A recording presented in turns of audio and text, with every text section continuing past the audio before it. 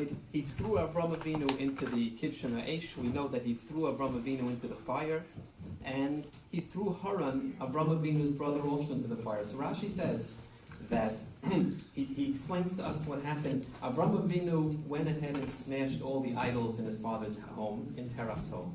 Terach, for some reason, reported him to Nimrod, and Nimrod was going to punish Avram. And he said, whose side are you on? Are you on our side? Do you believe in the Zaras, or do you believe in Hashem? So Avram says, I believe in Hashem. So he asks Haran, what do you hold? So Haran said, I'm going to hold off. I'm going to see what happens. If Avram Avinu is successful, if he wins, so then I'm going to say I'm on Avram Avinu's side. And if not, then I'm going to say I'm on your side. That's what Rashi explains.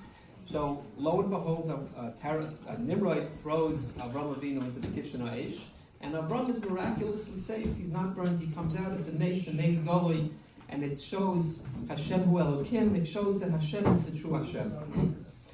So Haran says, okay, so I'm going to be with Avram. So Nimrod throws Haran into the Kivshan Ha'esh, and Haran is burned. He's not successful. He's not saved. And Rashi explains, if you're boiteach in the nes, if you're doing it because you expect the miracle's not going to happen. Avram Avinu was Meiser Nefesh. The reason why he was Matzliach, the reason why he was Nitzel, he was saved, was because he went in al das to be Meiser Nefesh.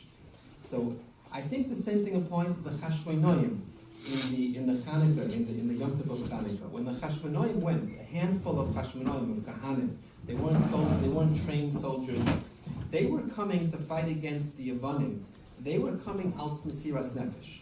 They had no havamina that they would win. They didn't expect to win. They were coming to stand up for HaKadosh Baruch Hu, to stand up for what was right. And they went on Kenyan, they went to fight against the Yevanim.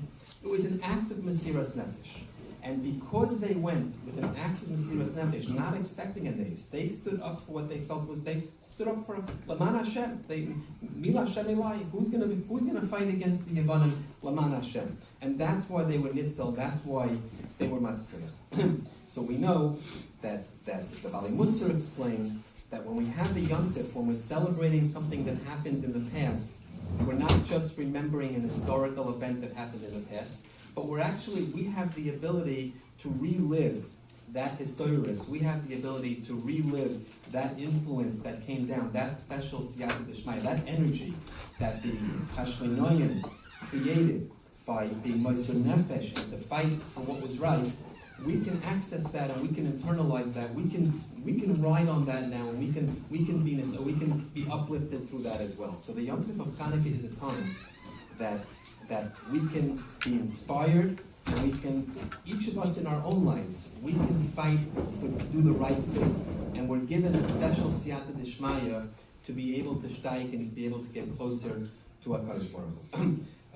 We have with us a very special speaker, Rabbi Yehuda Mendel Shlita. Actually, Rabbi Yehuda Mendel is very close with my father-in-law back in Lakewood, and so I can actually say that it's a close friend of the Mishpacha.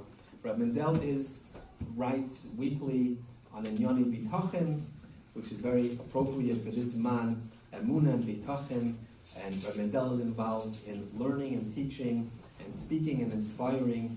And without further ado, it's a tremendous covet for us to have Rabbi Mendel Shlita here to share divrei wisdom, divrei chachma with us, divrei Torah, and words of inspiration. Chanuka.